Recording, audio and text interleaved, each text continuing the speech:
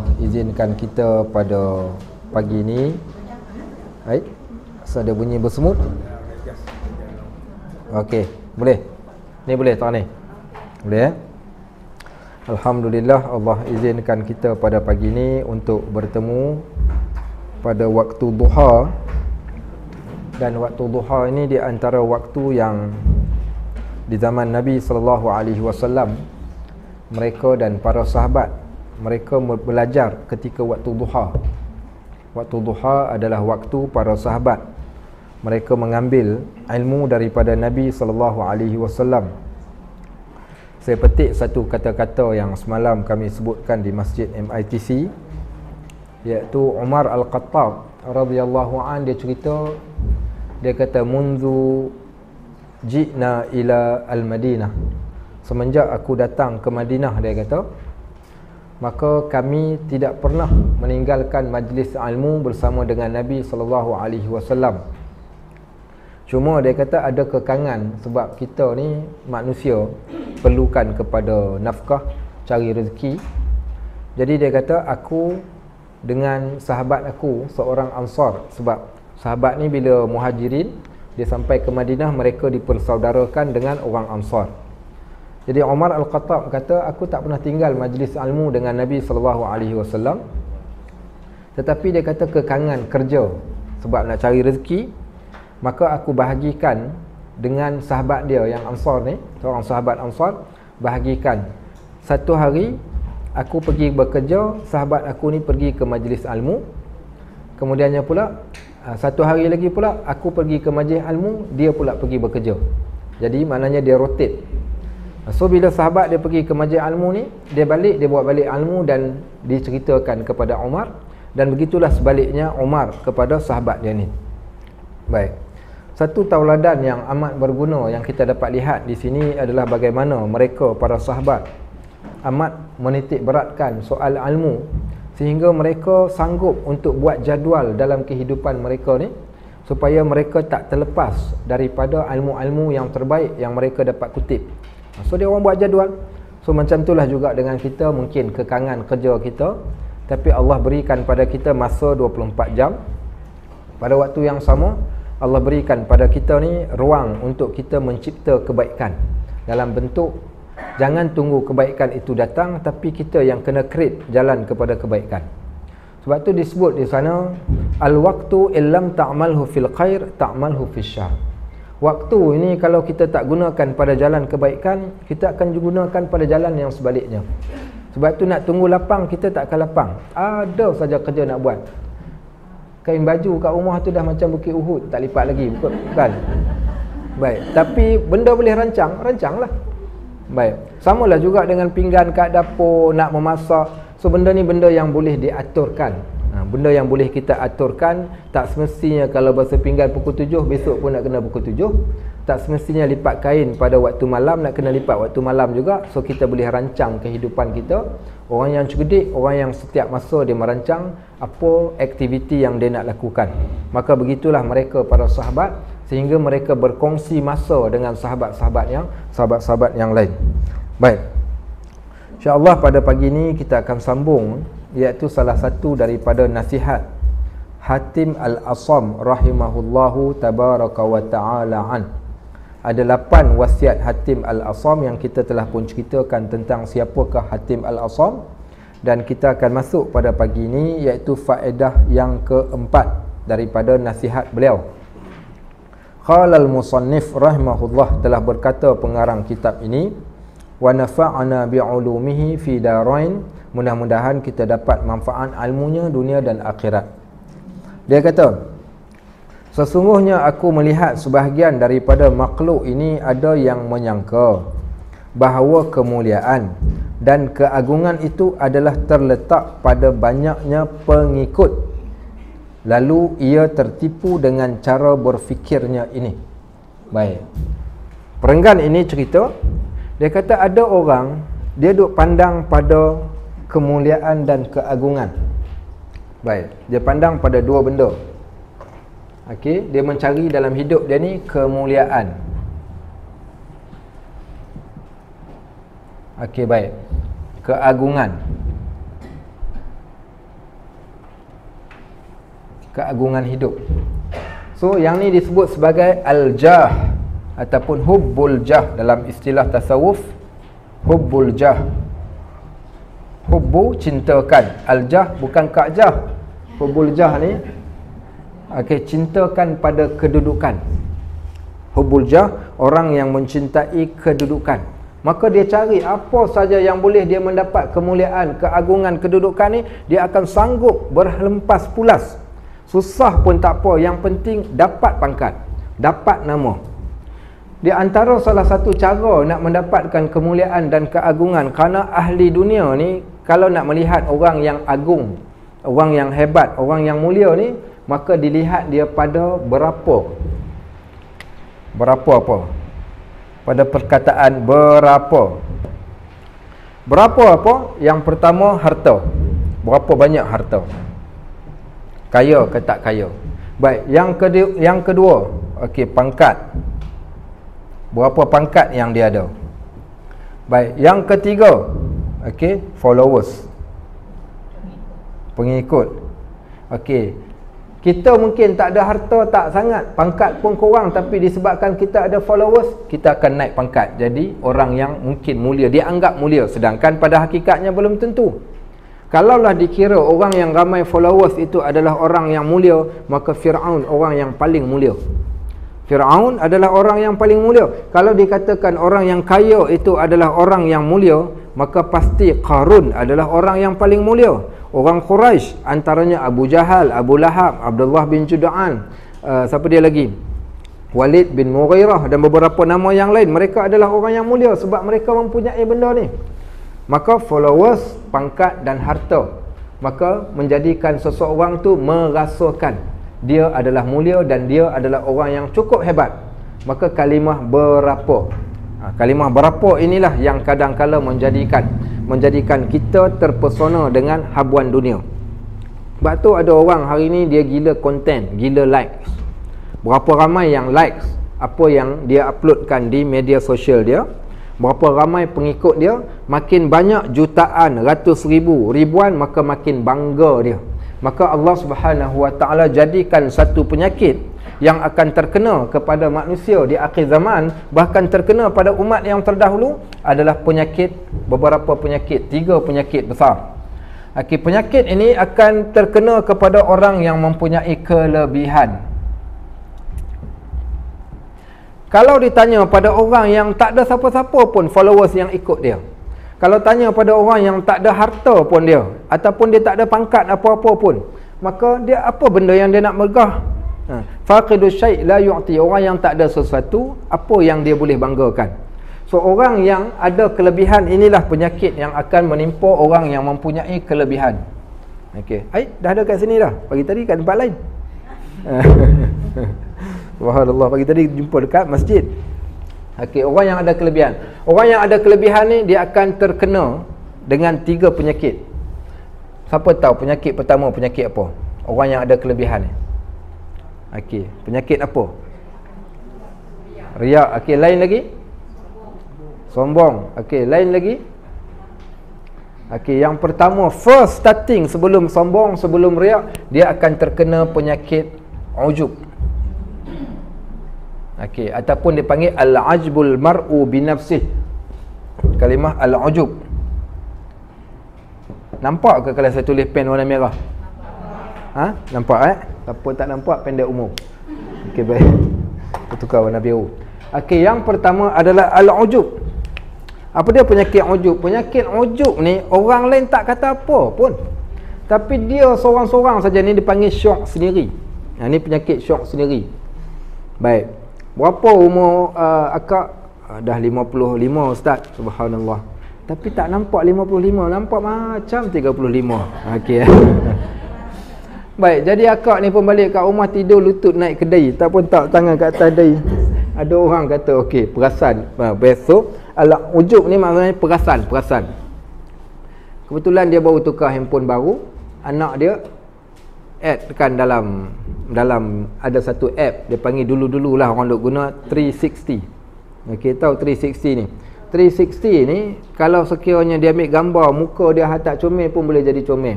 tukar mulut jadi merah, pipi jadi gemuk, boleh jadi kurus, boleh hidung jadi mancung, boleh macam-macam benda dia buat.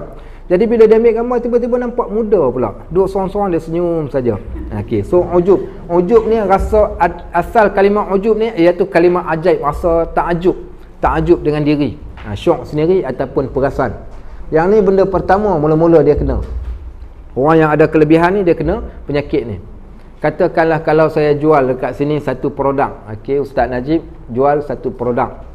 Datuk Vida dia jual produk juga. Produk Datuk Vida nama dia ku putih kan. Ku putih jadi putih. Ustaz Najib jual produk ku sapu jadi gebu. Nak beli tak? Okey baik, saya jual produk ku sapu jadi gebu. Sapu-sapu tiba-tiba jadi gebu, sungguh jadi comel. Jadi comel, bayangkan yang umur 50 boleh bertukar jadi 25 tahun. Sapu kat perut jadi ramping. Sapu kat pipi jadi putih. Okey, kita pun telefon, akak ada mana? Ada kat Langkawi. Akak kat mana? Kejap kat KL. Kejap kat mana? Maka sebabkan dia Allah berikan pada dia kecantikan sedikit, kelebihan sedikit, maka akan menyebabkan dia jauh daripada kebaikan. So starting dia dengan kalimah ujub. Ujub ni rasa perasan ataupun syok. Selepas daripada ujub, bila dia rasa dia cantik, dia hebat, dia lebih, dia bangga, dia itu dia ini, dia datang penyakit yang kedua. Penyakit yang kedua ni adalah penyakit iaitu penyakit riak. Okey, ar-riak. Ar-riak ni asal penyakit riak. Kalimah ar-riak ni datang daripada kalimah ra'a. Ra'a ni maknanya lihat. Ra'a adalah kalimah lihat. Maka riak ni dia suka memperlihatkan. Ujub seorang-seorang, tak ada kaitan dengan orang. Dia duduk depan cermin, dia senyum seorang-seorang, saat dia muncung mulut, saat dia buat memek muka. Yang tu ujub. Riak ni dia memperlihatkan kepada orang yang lain apa yang dia lakukan. Okey, memperlihatkan kepada orang yang lain apa yang dia lakukan. So dah start. Tadi seorang, sekarang dah jadi dua. Maksudnya dia nak lihatkan pada orang, mesti ada seseorang yang perlu lihat dia. Okey, so dia akan tunjuklah pada orang. So penyakit ni namakan riak. Riak ni asal daripada kalimah ra'a. Juga kalimah riak ini datang juga daripada kalimah maraya. Apa dia maraya? Cermin. Okey, cermin. Baik, kemudian daripada situ juga datangnya satu perkataan yang lain iaitu al-mar'ah. Apa dia al-mar'ah? Siapa tahu kalimah al-mar'ah maksudnya apa? Al-mar'ah. Al-mar'ah, siapa belajar sini ada tak subjek bahasa Arab? Tak ada. Nanti saya buka kelas bahasa Arab agak-agak nak join tak? Saya buat bahasa Arab ada 3. Kita buat level pertama, level 2, level 3. Level pertama level untuk beginners, tapi bukan kat sini lah. Kita buat dekat Abu Hubaib Learning Center dekat Sungai Putat. Kita sedang proses, insya-Allah mungkin bulan 2 akan siap. So saya akan buka kelas asas bahasa Arab. Hak paling zero. Orang yang tak pandai menulis, tak pandai membaca pun, insya-Allah mudah-mudahan at least kita boleh adalah kesan dia pada bahasa Arab yang kita Al-Quran yang kita baca nanti, insya-Allah. Nanti saya akan umumkan, dan insya-Allah tak akan ada clash dengan rumah ngaji. Saya akan pilih waktu yang bukan waktu yang kita dekat rumah ngaji lah, waktu yang lain. Baik. Ar-riak. So kalimah ar-riak ni juga berkongsi dengan kalimah al-mar'ah. Al-mar'ah ni maknanya perempuan. Perempuan sukakan pada kecantikan. Kalau dia cantik, dia mesti nak cerita dekat orang dia cantik. Okey, baik. Sebab tu perempuan dengan cermin, dua-dua datang daripada asal kalimah yang sama. Tak dapat dipisahkan, macam Arab dengan hon kereta. Tahu siapa pergi negara Arab, sikit-sikit hon, sikit-sikit hon. Baik. So kalimah ar-riak ni adalah orang yang ada sesuatu, dia nak tunjukkan pada orang sesuatu tersebut. Kalau dia tak tunjuk, dia rasa macam nak demam, walaupun sehelai baju baru dia beli. Baik, tapi adakah semua benda yang kita miliki ni kita tak boleh tunjuk? Kat mana yang dinamakan riak yang masuk dalam kategori dosa? Contoh, Kak PA kahwin dengan Pak Mat Tempe. Dia paksa Pak Mat Tempe tukar langsir baru. Pak Mat Tempe pun pergi dekat MK Curtain tu, MITC tu, belilah langsir baru pasang. Dia pun telefon, Kak Bedah buat apa? Tak ada buat apa. Main datang rumah sekejap. Telefon pula, Kak Timah buat apa? Tak ada buat apa. Kau datang sekarang juga rumah aku. Bedah datang, Timah datang, okey, ke rumah dia. Sampai dekat rumah dia, dia kata tak nampak ke? Dia tanya sahabat dia ni. Dia orang tanya nampak apa? Tak kalah tak nampak besar gedabak. Lah kata tak ada, tak nampak apa pun. Kau nampak tak tirai langsir baru yang aku baru beli tu? Okey, so cantik ke tak cantik? Sekarang soalan dia adalah Pi'ah tadi, kat Pi'ah ni dia riak ke tak riak? Okey, riak. Riak ke tak? Seorang kata riak, seorang kata tak. Nasib baik empat tak jadi ahli majlis fatwa. Okey. Okey, baik. Sekarang riak ke tak riak? Adakah kita yang mempunyai kereta baru, baju baru, handbag baru, kemudiannya pula langsir baru, rumah baru ni, bila kita tunjuk dekat orang, kita dah dinamakan riak? Tidak. Kalau riak, jenuhlah kita beli kereta baru, orang tanya kereta baru, tak, kereta lama. Okey, pakai baju baru, cantik, baju beli kat mana? Tak adalah, baju biasa je ni, bukan baju baru pun. Sebenarnya baju baru. Dah menipu pula namanya. Tidak, riak ni hanya berlaku dalam perkara ibadat. Perkara ibadah saja. Okey, dia tidak berlaku dalam perkara luar daripada ibadat. Kalau kita ada handbag baru, tanya kawan, cantik tak? Dia kata cantik, kita pun berbunga dalam hati, tak apa. Baju baru, kita tanya orang, kita pakai, kita tunjuk dekat orang, tidak masuk dalam bab riak. Riak ni hanya dalam bab perkara ibadat sahaja. Baik, yang ketiga, selepas riak. Riak tadi mungkin 2 orang, mungkin 3 orang. Dia datang pula penyakit ketiga. Penyakit yang ketiga adalah, apa dia? Sum'ah. Okey, as-sum'ah. Okey, as-sum'ah. Okey, apa dia as-sum'ah ni? Okey, as-sum'ah ni datang daripada kalimah dengar, sami'a, dengar, telinga. Bila dah dia dah ada kelebihan, mula syok, kemudian tunjuk dekat orang. Bila dah tunjuk dekat orang, apa yang dia inginkan untuk bila dia tunjuk tu tadi? Dia teringinkan pujian daripada orang, supaya orang puji dia, banyak followers, banyak cantik, banyak harta, banyak itu, banyak ni. Dia nak dengar ada orang puji dia. Maka ujub seorang-seorang, riak dia kepada orang, sum'ah orang kepada dia. Dia nak pula hasil daripada apa yang dia tunjukkan tu, orang datang pada dia dan orang puji dia. Sedekah dia berapa banyak, solat dia berapa banyak, maka dia akan ceritakan dan war-warkan kepada orang. Maka semua ini, 3 ini perkara yang membinasakan. Dan yang paling bahaya adalah yang nombor 4. Bila dia dah dapat pujian pada waktu tersebut, maka dia akan berkata, ana khairum minhu, aku lebih daripada dia. Istilah ana khairum minhu ni, apa dia ana khairum minhu ni? Siapa boleh terjemah ana khairum minhu? Ni perkataan iblis. Ana khairum minhu. Minhu. Ana khairum minhu, aku lebih baik daripada dia. Sebab aku mempunyai kelebihan. Maka ada saja ni habis semua ibadat kita, pahala yang kita dapat. Yang ni dia panggil apa yang ni? Takabbur. Takabbur. Okey. At-takabbur.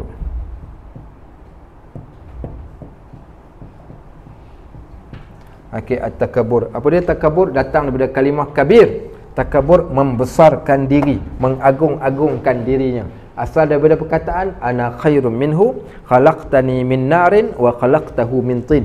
Aku lebih baik lagi daripada manusia kerana aku diciptakan daripada api dan dia diciptakan daripada tanah. Maka kesemua 4 benda ini membinasakan. Yang paling dahsyat yang keempat, kerana lan yadkhulal jannah, takkan masuk syurga, man kana fi qalbihi, siapa yang ada di dalam hatinya misqala habbatin, ada sebutir sahaja, iaitu al-kibir, penyakit takabur. Takkan masuk syurga seseorang yang takabur. Sebab itu dilaknat iblis kerana penyakit takabur ni tadi. Maka ada manusia, kata pengarang kitab ini, Hatim Al-Asam, dia nasihatkan, aku tengok ramai makhluk ini ada yang menyangka, dia duk sangka bahawa bila dia mulia, bila dia diagungkan, dimasyhurkan, terletak pada banyaknya pengikut, lalu ia tertipu dengan cara berfikirnya ini. Sebab itu para alim ulama, mereka menjauhi satu benda yang dinamakan sebagai asyuhrah. Apa dia asyuhrah ni? Iaitu kemasyhuran. Sehingga kan di kalangan salafuna soleh, bila mana nama mereka mula dikenali, pada saat itu mereka akan menyembunyikan diri mereka. Salah seorang daripada sahabat ini bernama Sa'ad bin Abi Waqqas radhiyallahu an. Sa'ad bin Abi Waqqas, dia telah Abu Sa'id Al-Khudri radhiyallahu an. Dia berkata kepada anaknya, kalaulah sekiranya aku meninggal, aku mati, jangan letakkan sebarang tanda di atas kubur aku.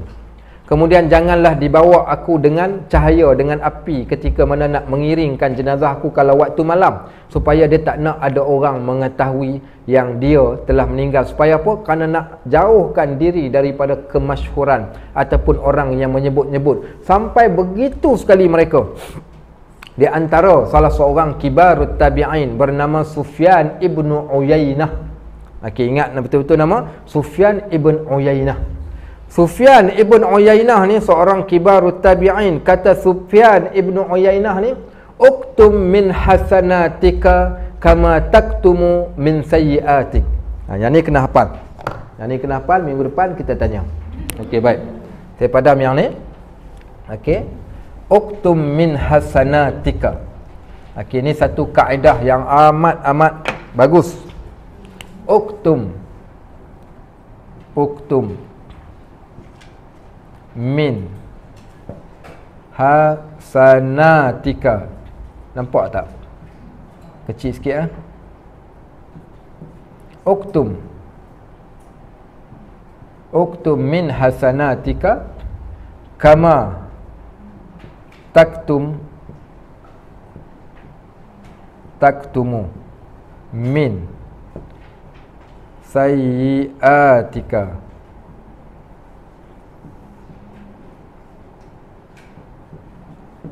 Okey, uktum min hasanatika kama taktumu min sayyiatika.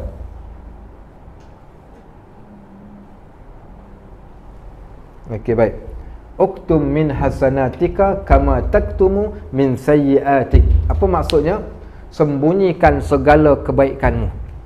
Sembunyikan segala kebaikanmu sebagaimana kamu menyembunyikan segala dosa-dosa dan kejahatan yang kamu lakukan.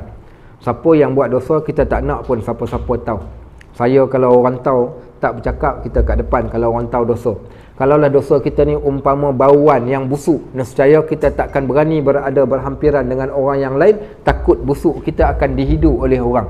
Maka macam itulah sebagaimana kamu tak suka kejahatan kamu, dosa kamu diintai dan dilihat oleh orang, macam itulah juga kalau nak jadikan kebaikan tu sentiasa kekal di sisi Allah, sembunyikan kebaikan yang dilakukan oleh kita.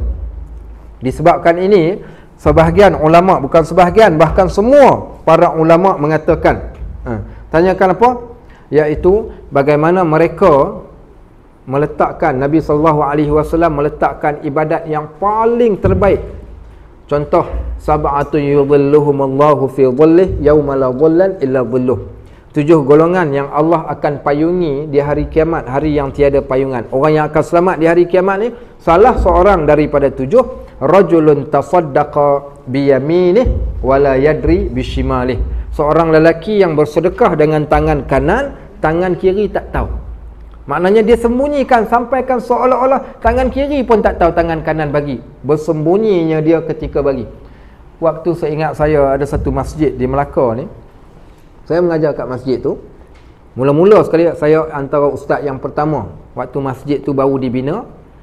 Jadi dia orang kata, ustaz, kami nak cari siapa yang boleh wakafkan 1 jam yang besar. Harga jam ni 3,000 untuk masjid. Kok ustaz ada anak-anak murid yang nak wakafkan, saya iklankan. Datang seorang anak murid, okey, daripada sini Melaka ni. Waktu saya umumkan dalam kelas, habis saja dia tunggu kat depan pintu. Dia bisik, dia kata, ustaz saya nak, tapi diam-diam. Kita kata, kenapa diam-diam? Tak apa, saya tak nak orang tahu. Okey, minta nombor telefon saya. Petang dia datang bawa cash money 3,000. Dia datang kat saya, dia kata, ustaz ni duit untuk jam tu, satu permintaan saya, boleh tak ustaz jangan cerita apa-apa lagi dah selepas saya bagi duit ni. Jangan ceritakan apa-apa, kat mana tempat pun ustaz jangan cerita. Dan jangan diceritakan kepada sesiapa pun, sayalah yang beli jam ni. Okey, kita lihat bagaimana. Sebab apa dia buat macam tu? Kerana dia nak memelihara kebaikan dia, supaya kelebihan kebaikan itu tetap ada di sisi Allah Subhanahu Wa Taala. So, sembunyikan daripada kebaikanmu seperti mana kamu menyembunyikan daripada kejahatan ataupun dosa yang kalian lakukan. Itulah dia mereka para salafun salih. Kita pada hari ini kadang kita berbangga, sehingga kan dah jadi satu trend yang agak berat berlaku. Kita yang pergi buat umrah, Baik, bila kita pergi buat umrah, okeylah kalau kita sekadar umumkan saya nak pergi umrah, nak pohon maaf. Okey, itu tak apa lagi. Buat kenduri okey lagi. Hak paling dahsyat sekali sehingga kan ketika mana mereka beribadat, tengah tawaf pun sempat lagi dia tunjukkan dia bertawaf, dia tunjukkan dia baca Al-Quran, dia tunjuk. Tak perlu diceritakan pun pada sesiapa, cukup Allah mengetahui apa yang kita buat. Saya buat haji ketika tahun 98, haji yang pertama. Kami buat haji ni pergi sendiri, bukan melalui tabung haji. Datang ada satu orang hamba Allah ni, dia kata, Syekh, nak sijil tak? Saya kata, sijil apa Sijil haji lah. Saya tanya kenapa? Yalah, bukti mengatakan Syekh dah buat haji dah. Saya kata cukup, wakafa billahi syahida, cukup Allah jadi saksi yang kita telah melakukan kebaikan, dan tak perlu pun untuk nak ceritakan pada orang yang kita telah buat sebahagian kebaikan yang tertentu. Ada orang ketika bulan Ramadan, malam pertama, malam paling bersemangat sekali, dia pun pergi masjid. Biasa solat 8, malam tu dia solat 23 sekali dengan witir. Selesai saja dia pun ambil gambar suasana ramai-ramai dalam masjid, perak sekali, dan solat tarawih 23 rakaat, masjid sekian, location masjid tu hantar masuk ke dalam Facebook dia. Baik, apa tujuan dia buat macam tu? Wallahu alam, saya tak tahu. Ya, betul dia nak menzahirkan rasa seronoknya dia kerana dapat buat beribadat, tetapi tak perlu pun untuk ditunjukkan kepada manusia, kerana di sana ada mata-mata yang baik dan ada mata-mata yang tidak baik. Ada mata yang baik, alhamdulillah, orang akan berdoakan kebaikan yang bertambah kepada kita. Tapi bagaimana kalau mata yang tidak baik? Sebab tu di sana ada satu penyakit yang dinamakan dengan penyakit ain. Pernah dengar tak penyakit ain? Penyakit ain ni kita ada kelebihan, kita tonjolkan dan kita tunjukkan pada orang. Tak semua orang suka. Ada orang yang benci benda tu. Bila dia benci, dia menzahirkan kebencian dia dalam bentuk doa. Dia kata menyampah, moga Allah tarik balik ke, ataupun hasad dengki lah yang ada pada dia, dan benda ini boleh direalisasikan oleh setan. Maka akhirnya berlaku. Sebab tu ada orang dia kata kalau ada apa-apa kelebihan jangan ditunjukkan, dieksposkan di hadapan orang, supaya tidak ada orang yang berhasad dengki kepada kita, kerana kita tak tahu pun. Maka hasil daripada hasad dengki tadi akan direalisasikan oleh jin dan juga setan. Akhirnya berlaku sungguh-sungguh apa yang disebutkan tu tadi. Sebab tu kena jaga. Baik, dia kata balik, dan ada pula sebahagian daripada mereka yang menyangka bahawa kemuliaan dan keagungan itu terletak pada banyaknya harta benda dan anak buah. Baik, ingat tak ayat Al-Quran? Ayat Al-Quran. Baik, sekarang ni ada Al-Quran. Kalau bawa Al-Quran boleh buka dalam handphone pun boleh. Ambil sekejap kat saya satu Al-Quran terjemahan. Saya nak tunjukkan contoh dalam Al-Quran. Kejap. Siapa rajin? Orang, tolong ambil sekejap Al-Quran terjemahan. Saya nak tunjukkan contoh dalam Al-Quran. Ayat apa? Saya sambung. Wa amma man utiya kitab, ayat apa? Wa ammal ladzina idza mabtalahu. Surah apa tu? Wa ammal insana idza mabtalahu. Ayat apa, surah apa tu? Surah Asy-Syams. Betul. Main satu kat saya. Saya nak tunjukkan. Ada? Hari ni dia orang buah wire kena ikat, tak boleh berjalan lah. Tak boleh berjalan lah. Terima kasih. Baik, sekarang kita buka. Saya bukakan. Buka yang pertama sekali surah apa tadi? Surah Asy-Syams. Surah Asy-Syams. Al-Zalzalah, Al-Adiyat, At-Takasur, Al-Qadar, At-Tin, Al-Alaq, Al-Bayyinah, Ad-Duha, Asy-Syarah, Al-Lail, Surah Al-Balad, Al-Fajr, Al-Ghashiyah. Selepas surah? Selepas Al-Lail. Sebelum Al-Lail. Wasyamsi wa duhaha. Tengok ayat. Bukanlah. Bukan surah Asy-Syams, surah Al-Balad kot. Surah tu ahanan tu, wa ammal insan.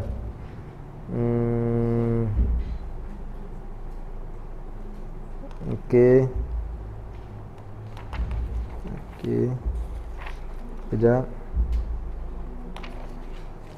Dia kena, sebenarnya saya kadang suka suruh orang buka ni, bila buka ni dia sendiri akan dapat lihat betul-betul daripada Al-Quran. So dia dapat pahala, saya pun dapat pahala. Baik, wa amal insanu idza mabtalah. Okey dah. Bukan.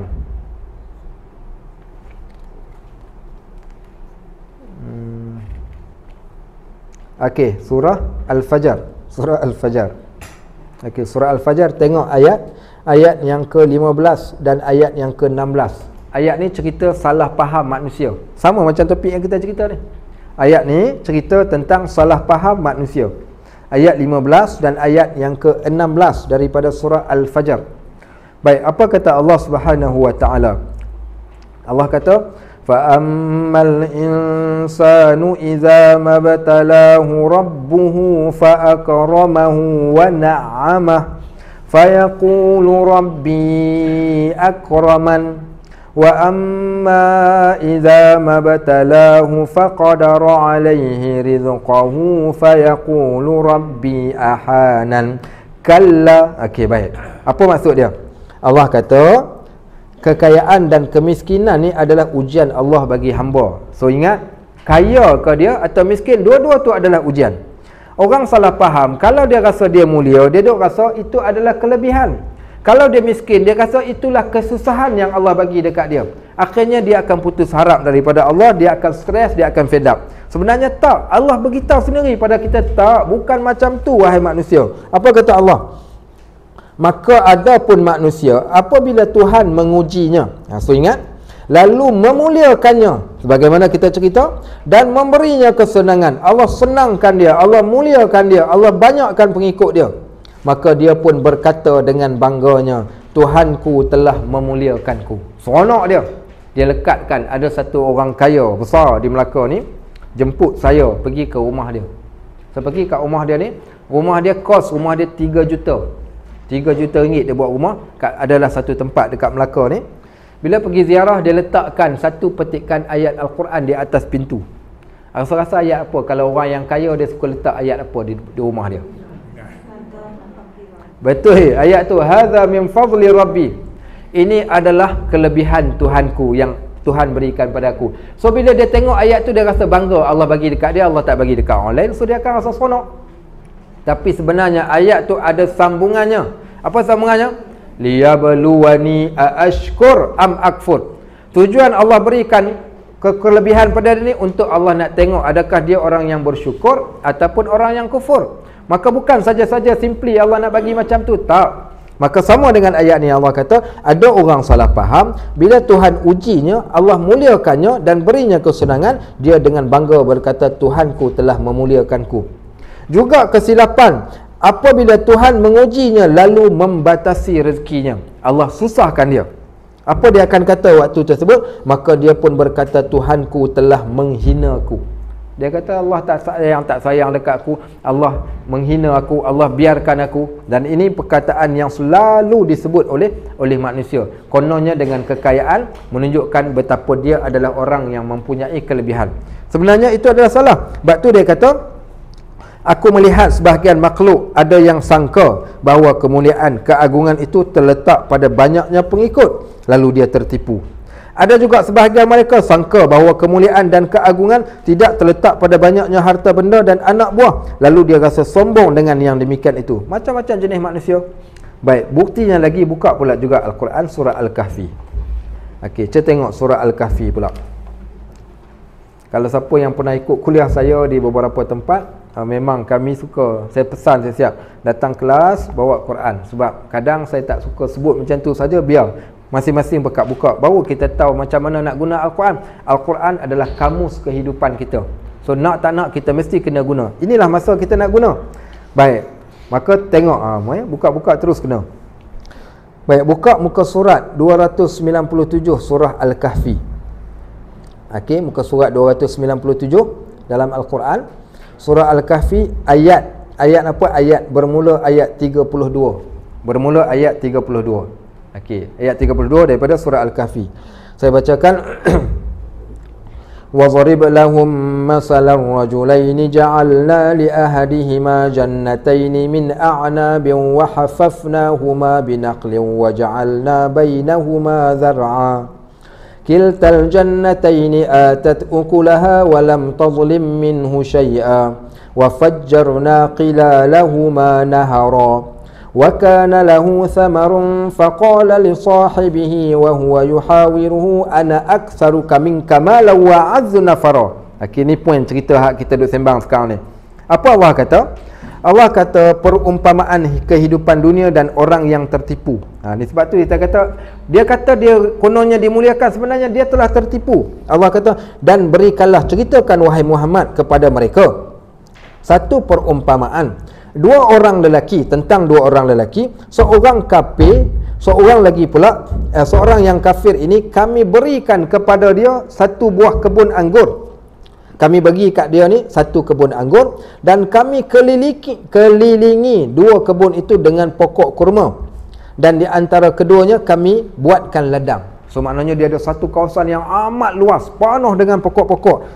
Buah anggur ni lambang kekayaan. Sebab tu orang Arab kalau yang tinggal di negara 4 musim, mereka akan jadikan Porsche kereta tu ditanam pokok anggur. Tanam 4 penjuru, kemudian dia akan naik menjala, dia akan jadi bumbung. Bila masuk musim anggur ni, buah anggur dia akan keluar macam lampu-lampu yang bergantungan. Sebab tu bila cerita syurga, dia ceritakan buah anggur yang berjuntai, kerana dia lambang kemewahan, lambang kekayaan. Dia ada buah anggur, dia ada buah kurma. Buah kurma pula lambang kepada orang yang tidak akan miskin dan fakir. Sebab tu kata Nabi SAW di sana disebut, rumah yang di dalamnya mempunyai kurma, rumah yang tidak ada kepapaan. Kerana lambang kepada tidak akan susah bagi rumah yang mempunyai buah kurma. Baik, Allah jadikan pula sumber air. Air menunjukkan kesejahteraan, kenikmatan. Dalam kebun dia ni pula ada dilingkari pula oleh sumber air. Baik, kedua kebun ini kata Allah menghasilkan buah, dan tak berkurang sikit pun buahnya, dan di celah kedua-dua kebun itu kami alirkan sungai. Baik, apa cerita lagi? Dia kata, dan dia ni orang kaya ni memiliki kekayaan besar, maka dia pun berkata kepada kawannya yang beriman tapi miskin. So dia berkawan dengan seorang lelaki yang beriman, kawan ni miskin. Dia kata ketika bercakap-cakap dengan dia, hartaku lebih banyak daripada hartamu dan pengikutku lebih kuat. Ini penyakit orang ada kelebihan. Ni saya punya kereta, ini saya punya rumah, ini saya punya harta, ini saya punya. Dia semua dia akan suka ceritakan. Itu dia punya, ini dia punya, itu dia punya. Dan begitulah. Apa tujuannya? Kerana bila dia ceritakan pada orang yang tidak ada, maka dia akan bangga. Kalau dia bersembang dengan orang yang lebih kaya, maka dia tak boleh nak tunjukkan kekayaan dia.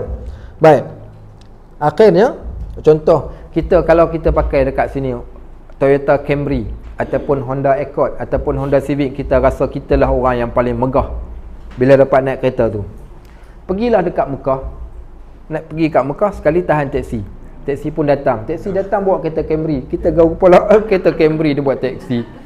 Baik, dia buat taksi saja kereta Camry. Sebab tu seronoknya cerita ni, cerita dekat orang yang naik kereta kancil. Saya pakai kereta Camry. Okey, so bila cerita kat orang naik kancil, barulah orang yang naik kancil tu rasa wow. Bila pergi kat sana, kita tengok-tengok orang tak pakai Camry, orang hanya buat taksi, orang pakai kereta lain. Kereta apa orang pakai? Orang pakai GMC, orang pakai kereta yang lebih hebat, bukan? Maka begitulah keadaan manusia.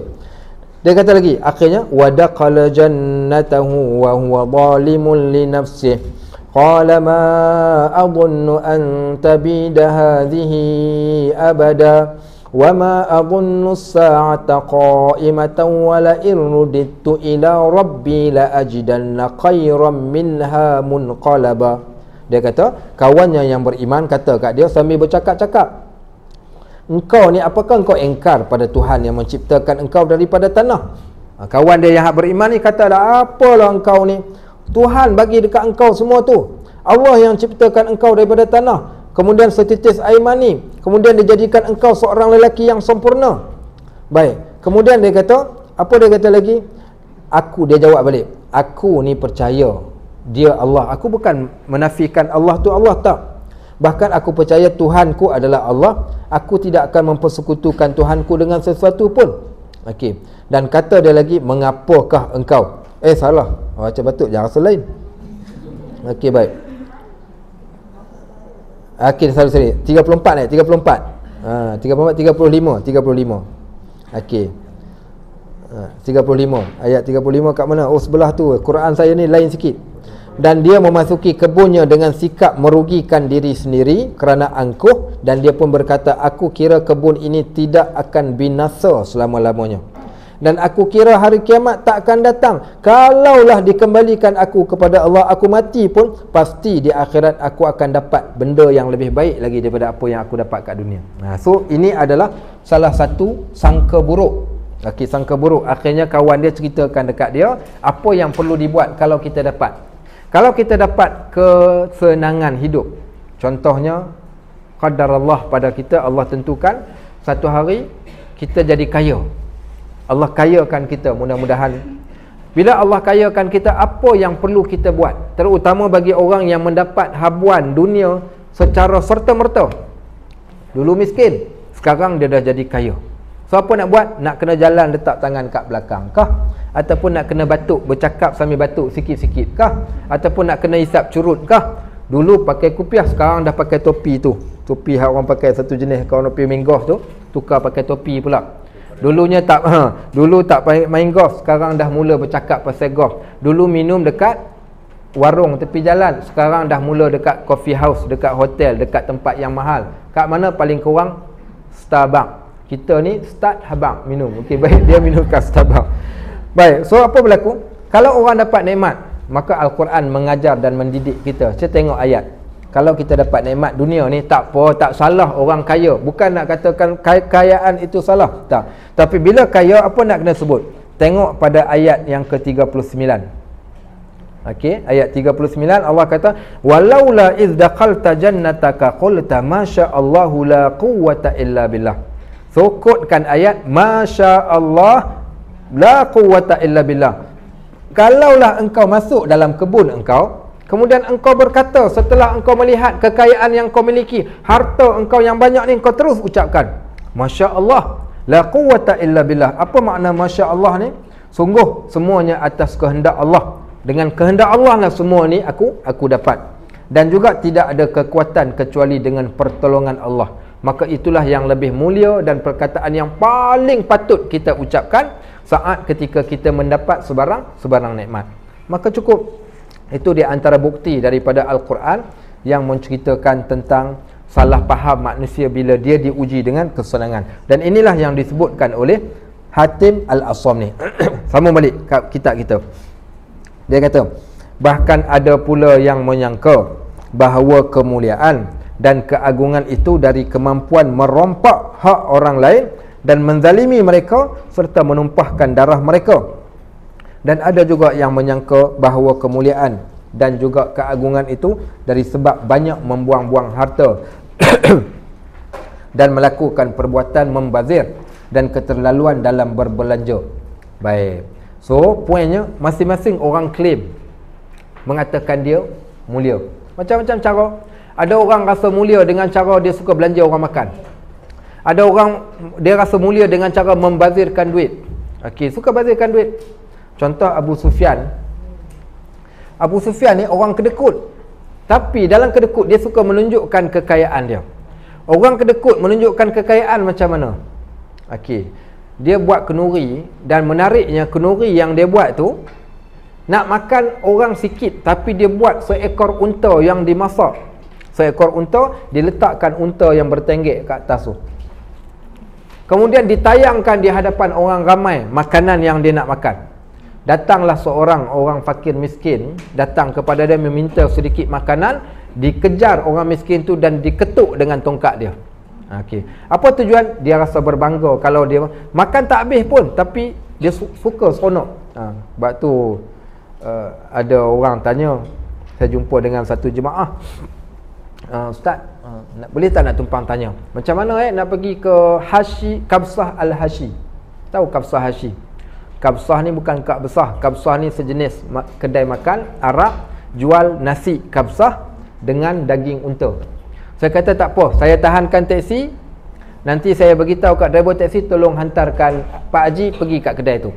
Saya pun tahan, Maulid wadihim ila Qabsahashi. Hantar dia orang ni pergi kat Qabsahashi. Saya pesan kat dia orang, saya lupa nak pesan dekat dia orang macam mana cara nak order. Kita hantar dia saja pergi kedai makan. Sampai dekat kedai makan, dia orang pergi tanya kat kaunter. Baik.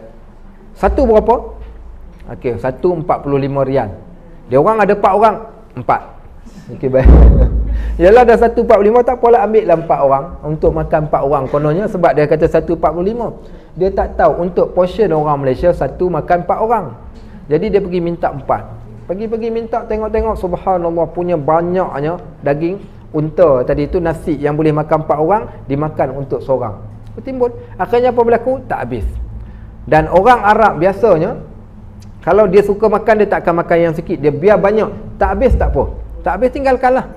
Sebab tu kalau siapa pernah duduk hotel-hotel yang contoh duduk dekat Ritage, duduk dekat Rotana, duduk dekat Zamzam Tower, duduk dekat Hilton, duduk dekat Meridian, ni hotel-hotel yang 5 star dekat Mekah, time makan ni pergi sembang dengan orang budak-budak yang duk jaga pelayan tu. Siapa orang paling terbaik? Dia akan kata orang Malaysia paling terbaik. Tahu pasal apa orang Malaysia paling terbaik ketika makan? Orang Malaysia dia tak ambil banyak-banyak. Dia ambil sikit-sikit saja, dia letak dalam pinggan, kemudian dia makan. Siapa yang jenis suka ambil banyak-banyak? Yang pertama Arab, kalau dia ambil, dia susun penuh meja, dia pergi cedok tinggal. Kemudian dia makan sikit, dia akan tinggalkan kat atas meja macam tu. Akhirnya makanan yang duduk kat atas meja tak boleh letakkan balik kat tempat tu, dia kena buang terus. Okey, Pak Wo siapa datang? Cuba tengok kat belakang. Ada Pak Wo siapa-siapa? Bukan, tak ada kaitan dengan siapa-siapa. Tidak ada kaitan dengan yang hidup atau yang dah mati. Okey, baik, tak apa. Bukan tak ada berkenaan. Oh, alih kereta. Mungkin alih kereta. Okey. Okey, baik, saya tengok ingat Pak Wo siapa-siapa. Kat mana kita tadi? Lupa dah. Makan. Okey, makan. So bila ditanya, dia kata, dia amat geram, dia kata orang Arab, sebahagian Arab ni, dia suka ambil roti, dia ambil semua jenis roti yang ada kat tu dia ambil. Makanan yang semua dia ambil, dia letak kat atas meja, yang dia makan sikit, kemudian akhirnya makanan tu semua dibuang. Orang Malaysia alhamdulillah setakat ni terbaik. Orang Indonesia pula ada satu tabiat. Tabiat dia suka bawa balik makan kat bilik, pinggan tinggal depan pintu. Okey. Kemudian bising ketika makan. Okey, kemudian tak suka beratur, suka wah-wah. Sebab tu sebahagian hotel dia tahu dah, orang Malaysia dengan orang Indonesia ni tak ngam, dia kena pisahkan tempat makan. Dia tak ngam. Itu biasa kalau siapa yang tahu, biasa pergi Mekah kan. Okey, so alhamdulillah. Tapi kita, masalah kita waktu ketika bulan puasa lah. Bulan puasa tu nak katakan nafsu beli murtabak tak potong dah, lipat 2 makan. Okey. Last sekali makan tak habis pun makan. Okey, so ada orang suka membazir, menunjuk-nunjuk dengan berbelanja. Dia suka berbelanja besar, sedangkan kadang-kala tak guna pun. Baru saja beli tapuai, cakap kat suami dia, bang beli tapuai dia pula. Bukan baru beli kau, yang tu warna hijau, nak warna biru pula. Okey. Baik, so adakah dengan cara begitu menunjukkan kemuliaan? Maka salah. Sama ada orang yang kedekut, dia nak tunjukkan kemuliaan dia dengan kedekut, ataupun seorang yang pemurah, ataupun ramai followers, ataupun banyak harta, itu semua bukan jaminan kemuliaan. Apa jaminan yang diletakkan? Kata Hatim Al-Asam, terletaknya pada ayat daripada surah Al-Hujurat, ayat yang ke-13. Inna akramakum indallahi atqakum. Orang yang paling mulia, inilah kemuliaan. Orang yang paling mulia di sisi Allah.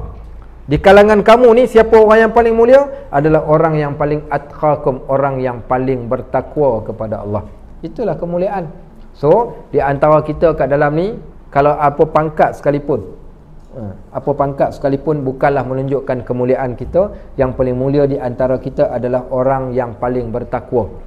Ustaz sekalipun bukan ustaz mulia, tapi mulianya ustaz kalau dia bertakwa. Anak murid pun, maka dia akan jadi mulia bila dia bertakwa kepada Allah. Baik, maka aku pun memilih jalan takwa untuk mendapat kemuliaan. Dan aku yakin dengan sepenuh hati bahawa apa yang Al-Quran sebut itu benar. Dan sangkaan-sangkaan mereka yang saya sebutkan tadi, semuanya adalah palsu dan salah belaka. Seorang yang mulia, carilah kemuliaan di sisi Allah. Nescaya Allah muliakan kita. Kalau dicari kemuliaan di sisi manusia, maka kita akan jadi hina. Sebab tu bab doa tadi saya tak sempat sebut kat masjid tadi. Bab doa, Kenapa kita kena minta dekat Allah? Minta dekat Allah menjadikan kita hina ke menjadikan kita mulia? Jadikan kita mulia. Tapi kalau kita minta dekat manusia, jadikan kita hina ke mulia? Kita akan jadi hina. Orang mau menyampah tengok muka kita. Tapi kalau minta dekat Allah, menjadikan Allah akan muliakan kita. Dan takwa itu buat apa yang disuruh, tinggal apa yang dilarang. Baik, walhamdulillahirabbil alamin. Ada apa soalan nak tanya? Kalau ada soalan lah.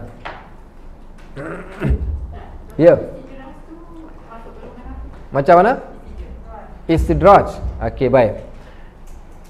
Salah faham manusia juga ni. Okey, kita cerita salah faham manusia. Sekejap, saya ambil masa sikit. Okey, sebab dia tanya pasal istidraj. Tapi tak apa, kita cerita. Dia dah bunyi dah. Okey, baik. Apa, raya-raya dimaafkan.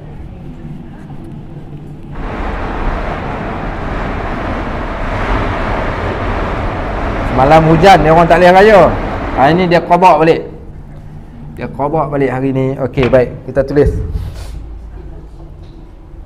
Ni pun salah faham.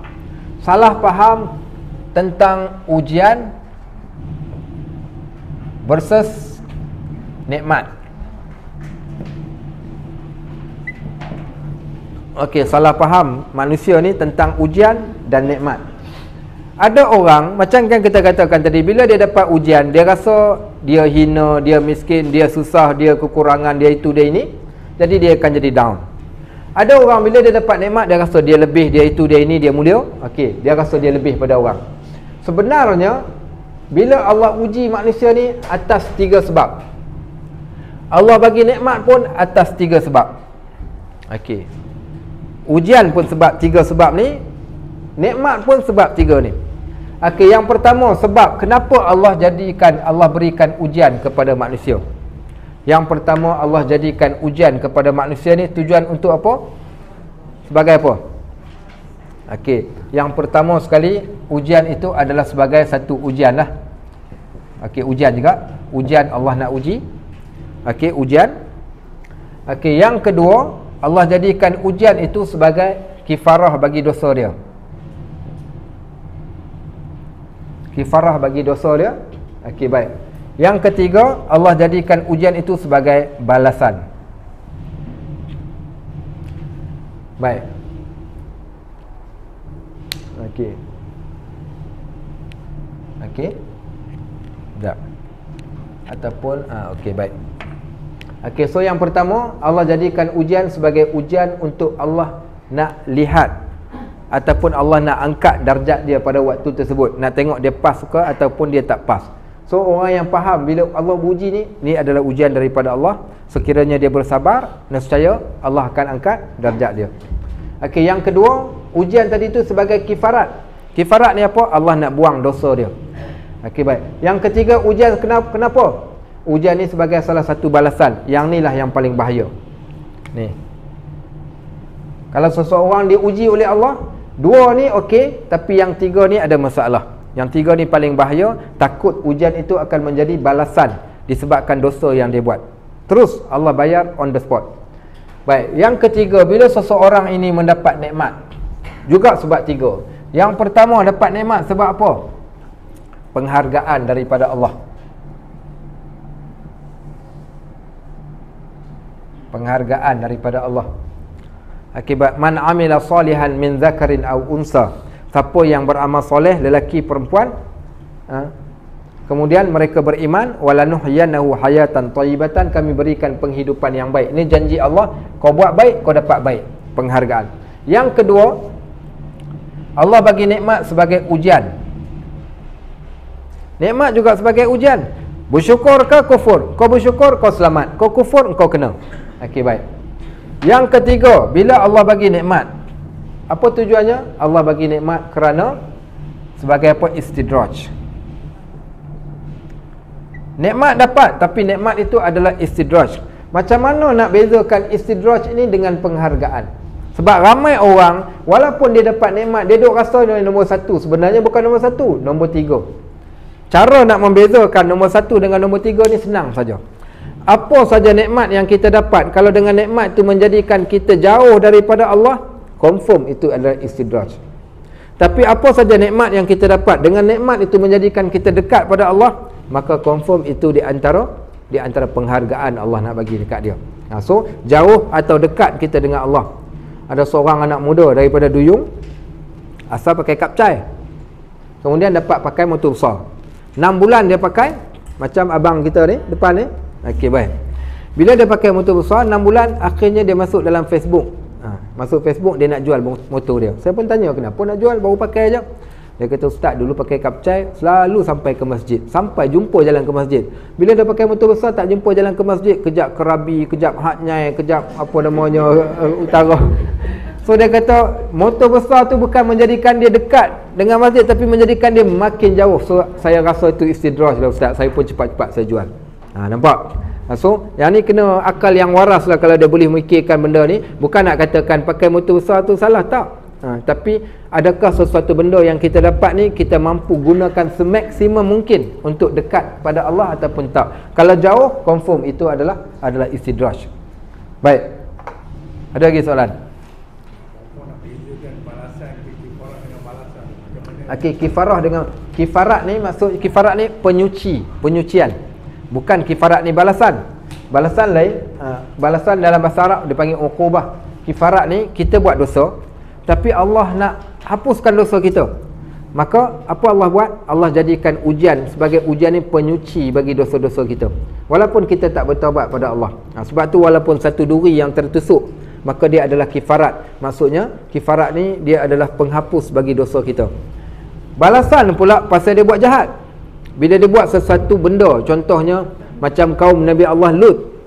Okey, kaum Nabi Allah Lut, disebabkan kejahatan dia, Allah musnahkan mereka. Kaum Ad dengan kaum Samud sombong dan takabur. Ketika Allah berikan pada mereka kelebihan, akhirnya Allah balas mereka dekat dunia lagi. Dimatikan mereka serta-merta pada waktu tersebut. So beza je dengan perbuatan. Kifarat ni dia buat dosa, balasan ni buat dosa. Cuma kifarat ni dalam bentuk kita katakan dia buat dosa yang mungkin dia dosa yang masih dalam kategori dosa yang tidak diiklankan dosa tersebut. Contoh dosa-dosa yang kecil ataupun dosa yang dia buat dosa yang lampau, kemudian Allah datangkan kifarat. Adapun balasan ni dosa-dosa yang besar, mencabar hak Allah, melakukan dosa yang besar secara terang-terangan, lawan Allah, maka dia masuk dalam kategori balasan. Baik. Ada ya. Ustaz, dalam bab riak Ustaz. Sebab riak ni dia dalam ibadat saja. Jadi kadang-kadang kita rasa macam kita tinggalkan ibadat kerana kita teriak. Jadi apa tip atau ubat pada penyakit riak Ustaz apabila kita ni nak melakukan ibadat buat Okey, sebab tu di sana dalam Islam ada ibadat yang disuruh kita buat secara terang-terangan, ada ibadat yang diminta kita untuk sembunyikan. Semua ibadat dibahagikan pada dua. Satu ibadat jama'i dibuat secara kelompok, kumpulan. Satu ibadat dibuat secara individual. Ibadat berkumpulan ni contoh puasa, zakat, haji, solat berjemaah. Yang ni ibadat ni tak boleh sembunyi. Baik, kita dah sembahyang zuhur. Isteri tanya, dah sembahyang ke bang? Belum. Okey, baik. Kenapa cakap belum? Takut nanti riak. Okey, baik. Tak payah riak. Setakat solat zuhur tak payah riak. Okey, baik. Contohnya dalam bab zakat, tak perlu tak perlu pun. Apa dia lagi? Kita katakan haji. Dah pergi haji belum? Belum pergi lagi. Orang kata apa, penipu Pak Haji ni. Tengok hari tu dah pergi dah, dia kata tak pergi pula. Tak pasal-pasal. So ibadat jama'i ni boleh dizahirkan. Dan biasanya tak timbul soal riak ni. Tak ada orang pun. Okey, baik. Alhamdulillah. Hari ni 1 Ramadan. Saya puasa tau. Saya puasa. Oh, tak ada siapa peduli pun. Engkau nak puasa pun memang kena puasa pun semua orang. So ibadat ni tak ada istilah riak pada ibadat yang jama'i ni. Yang jadi masalahnya adalah ibadat individual. Yang ni yang masuk riak ni. Okey, contohnya berapa rakaat kita bangun malam tiap-tiap hari ke, berapa banyak yang kita sedekahkan, puasa-puasa sunat kita. Sebab tu ibadat individual sembunyikanlah dia kerana dia ada kaitan dengan riak. Adapun ibadat yang zahir ni kebiasaannya dia tak ada hubung kait dengan riak. So dalam bab ni adakah contohnya ada orang nak tinggalkan, katakan ustaz saya tak bangun malam lagi sekarang ni, kenapa? Takut riak. Kalau engkau bangun malam, siapa tahu cerita engkau bangun malam? Okey, baik. Tak ada siapa tahu pun, kau seorang-seorang aja. Itulah masalahnya ustaz. Melainkan kalau dia tinggal dekat satu bilik ni. Katakan kita datang awal dekat sini. Datang awal kat rumah ngaji, kelas pukul 9, pukul 8 dah sampai dah, duduk tercongok kat kerusi. Kemudian datang 4-5 orang yang lain. Asal hajatnya nak baca Quran, ataupun dia mungkin dah baca Quran. Bila dah baca Quran, tiba-tiba datang orang yang ramai, dia pun cepat-cepat tutup Quran tadi, simpan. Kenapa? Takut ada yang tu harus dapat pahala lagi kalau dia buat macam tu. Baik. Tapi kalau ada orang buat macam tu, kita tak boleh nak hukum, sebab riak ni bukan tujuan kita belajar buat riak, ujub, sum'ah ni tujuan kita nak pergi test orang ataupun kita nak judge orang lain, tak boleh. Tengok orang baca Quran, riak dah tu. Tak. Riak bukan untuk nak judge orang, tapi untuk diri. So kita saja yang tahu kita riak atau tak riak. Ada orang bila contoh dia datang-datang, ada orang 5-6 orang, dia orang duk bersembang dengan bising. So nak bagi dia orang diam, dia pun buka Quran baca. Bila dia buka Al-Quran baca, mudah-mudahan dia pun baca apa? Qul a'udzu birabbin nas, nak halau setan keluar. Okey. So dia baca Quran, semua orang diam. So itu bukan riak. Itu dia panggil yang lain.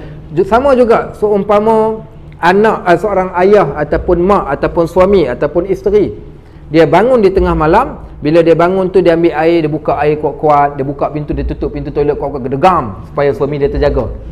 Suami dia jaga, suami dia kata apa namanya, kalau nak solat je lah, tak payahlah dia tunjuk kat orang. Okey, kata suami dia, sebenarnya saya memang nak tunjuk supaya awak nampak dan awak tahu sepatutnya kita tujuan untuk dakwah dibenarkan, dibolehkan untuk riak. Maknanya ada riak yang dibolehkan. Contoh seorang ustaz, bila ustaz ni cerita tentang kelebihan sedekah pompang, tiba-tiba lalu tabung kat depan. Ustaz ni nak buat apa? Okey, baik. Ustaz ni kata tak apalah, nanti riak pula depan anak murid. Tak payah, ustaz kena mula dulu. Okey, so nak tunjuk contoh pada orang yang lain. Saya dulu mula ni. Saya RM50. Maknanya tuan-tuan mau RM100 masuk. Saya pun masuk duit. Okey, yang tu dipanggil dakwah. Seumpama ayah nak didik anak, isteri, suami nak didik isteri, maka dibolehkan, dibenarkan pada waktu tertentu menunjuk. Tapi kalau kes ditakuti, salah faham, orang akan sebut ataupun orang akan mengata ataupun takut kita akan datang penyakit ni, maka kita tinggalkan, itu lebih afdal. So tak semua situasi sama, kena tengok situasi dengan situasi yang lain. Baik. Okey. Kadang-kadang bila kita tengah baca Quran kita masuk waktu, jadi kita baca Quran. Jadi bila ada jemaah datang, kita tutup Quran. Jadi ada sahabat kata, bukan sahabat Nabilah, sahabat yelah. Dia kata bila kita tutup Quran tu, seolah-olah bukan kita nak hilangkan riak dengan manusia, seolah kita riak lah dengan Nabi, dengan itu pasal apa? Tak. Kita menutup Quran tu kerana riak. Okey, tak juga, itu dia kembali balik pada diri lah. Cumanya ada satu kaedah dalam bab riak ni, dia sebut menafikan riak, riak lah tu. Menafikan riak adalah riak. Apa makna menafikan riak adalah riak? Contohnya lah, ni saya nak cerita ni. Saya ni bukan nak riak ni sebenarnya, tapi saya nak cerita saya baca Quran sehari 1 juzuk. Baik, saya bukan nak riak. Bila dia kata saya bukan nak riak, riak lah tu. Okey, baik. Okey, baik. Tu menafikan riak adalah riak. Okey, dia tak payah sebut pandanya, dia cerita je lah. Biasa saya baca 1 hari 1 juzuk. Mungkin riak, mungkin tak, orang pun tak tahu. Tapi bila dia kata sebenarnya ni bukan nak riak, tapi nak cerita. Okey, baik. So riak lah tu. So kes tadi tu kembali balik pada diri kita lah. Allah lebih mengetahui apa yang kita perbuatkan, dan pada waktu tersebut memang susah nak jaga amalan kita ni. Sebab itulah dalam bab-bab ibadat sunat ni, Allah Subhanahu Wa Taala, bahkan Nabi sendiri cadangkan kita sembunyikan kebaikan kita. Kebaikan kita, melainkan ibadat tu semua orang buat. Pada waktu tersebut kita boleh buat. Tapi kalau kita seorang buat, orang lain tak buat, pada waktu tersebut ada dua. Yang pertama, kalau tak mampu jaga diri daripada riak, jangan buat. Yang kedua, kalau buat tujuan untuk nak dakwah pada orang lain, supaya kita jadi orang yang menunjukkan jalan pada kebaikan. Okey, semalam kami baca satu hadis. Hadis Anas bin Malik.